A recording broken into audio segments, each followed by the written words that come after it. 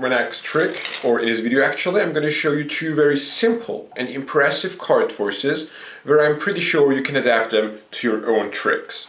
That's been said, let's see the first card force.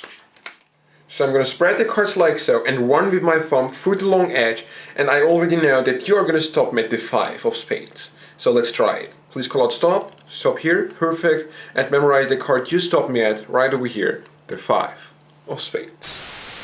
So here is the explanation for the first card force. Now first at the beginning I want to show you and expose to you. Let's imagine the card you want to force is the 5 of spades on the bottom, okay? And usually I would hold the deck this way, but since it is the exposed tree, I'm going to show you how to do it, okay? I spread the cards away from my palm, push the selection into my palm, riffle through the edge, take all the cards above the card you want to force. Since there is now a gap, I place all the cards very side jog on this peg over here, lift up the cards and show to the spectator the card they stopped me at, okay? That's basically the move. Now the explanation more detailed. Now you want to force a card, in this case let's imagine it is a Jack of clubs. The card you want to force has to be on the bottom. Once you're here, you're ready to perform the card force. The first thing you do is to spread the cards, okay? The spread goes with this hand away from your palm, okay? Instead of doing it this way, it goes this way, from the bottom away from your palm. So now you can easily run your thumb through the long edge of the cards. Now as you're talking to the spectator, as you're saying what you're gonna do, you are gonna do the secret move, which is pushing the Jack of clubs a little towards your palm, okay? And usually when you're talking to the spectator, there are people who just look on your hands, which is no problem because you have here the cover, but most of the time they look in your face, there is eye contact between the magician and the spectator, so it is very simple to perform the move. So you don't have to be afraid of getting caught. Now once the card is pushed towards your palm, you are gonna contact the cards above the card you want to force with these 4 fingers, and your thumb is on the edges here so you can riffle through them, okay? Now you say to the spectator, please call out stop, let's say here. Now whenever they say stop, you really stop and you strip out all the cards, and since your 4 fingers contact all the cards except for the forced card, you can easily strip them out. Now I don't strip them out this way because otherwise they would see here a big gap between a single card and the rest of the pack. I usually have it towards myself, okay, so I push it out, okay, of course in front of the camera you can still see it.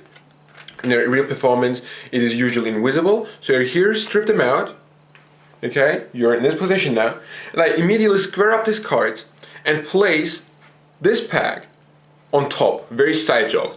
This is gonna close the gap between the forced card and the remaining cards. Okay, so I place them on top, the gap is now closed, and when you lift them up, the spectator is automatically gonna remember the Jack of clubs because that's the card they stopped you at. And that's basically the explanation for it. Now let's go through it one last time. You have the card you want to force on the bottom, the 9 of hearts. Spread the cards from the bottom away from your palm, okay, so you can riffle through the long edge. Use your fingers to push the card you want to force towards your palm, okay, as you're talking, okay, and notice the deck is tilted quite a lot. Now you contact all the cards except for the forced card with these 4 fingers, glide with your thumb through the edge, the spectator says stop, take really all the cards above the forced card, there is now a gap. To close the gap, you just place the pack right side jog on top of the remaining cards, lift them up, and have the spectator memorize the card you wanted to force on him or on her, the 9 of hearts. And that's basically the explanation for this effect, or for this card force. I really hope you enjoyed it, and now let's see the second card force. So again, I need you to touch any card you wish, or you know what, let's put them back on top so you can touch a card from anywhere in the pack. Let's say you want this card over here, I already know it is the 4 of clubs. So here's the explanation for the second and last card force. Now, what really happens is this. The card you want to force is underneath the spread, so all the cards you spread go above it, and the card this pack here touches, okay, let's say this one, gets pushed square with the pack, so it goes above the card you want to force, so when you lift it up, this pack here sees the card you wanted to force the whole entire time. Now let's see how to perform it in real time. So the card you want to force is going to be on top, the 2 of clubs, okay, and you're ready to perform it. Now you start by peeling a few cards from the top. I usually peel 4 to 5 cards. The secret move is that you catch a pinky break above the first card, which is the card you want to force. So 1, have a break, 2, 3, 4. You want to be quick because you don't want this pack here to touch one of those 4 cards. So what you say is, okay, I'm gonna peel now. You have this pack in front of you and you say, now please touch any card you wish. After you have 4 to 5 cards, you say, you know what, let's put them back on top so you can touch any card you wish. And by seeing that I already have now the card I want to force underneath the spread. To make this happen, you peel the card, catch a break. Now 2, 3, 4, and as you're doing that, you of course have to talk to this pack here. After the 4th or 5th card, you're gonna say, you know what, let's put these back on top. What you do is you peel the 4th card, so the cards you place on top of the pack are actually these random cards. Okay, so the card you want to force stays on the bottom. Okay, it doesn't have to be square because you are gonna spread the cards anyways. Now, very quick one more time. You're here, 1, 2, 3, 4, you already have the break. You say, let's place them back on top.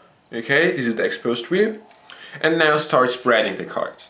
Okay, and the selection, the card you want to force actually, is now on the bottom.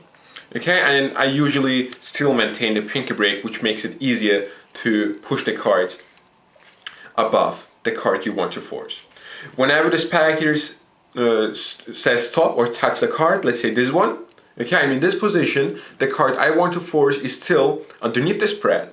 The only thing I have to do is use the remaining cards to push on the spread, okay, so it gets square up and all the cards automatically go on top of the card you want to force, so the only thing you have to do is to lift up and show the card they picked, okay? It is of course forced. Now one more time very quick. You have the card, in this case the Queen of Hearts, on top, peel, catch a pinky break, 2, 3, 4. Oh, let's move them to the top, okay? Peel on the card, spread, this pack here touch the card, push, it goes on top of the 4th card, and show. And you already force now the Queen of Hearts. And that's basically it. Now, as you've seen, both forces are very simple to do, very fun to practice, and really simple and easy to adapt to your own routines and tricks. If you did enjoy them, I would really like if you rate the video with a thumbs up. You can leave comments in the comment section below, and if you haven't already, you can subscribe to my channel. That's been said, thank you for watching the video, and I hope to see you next time.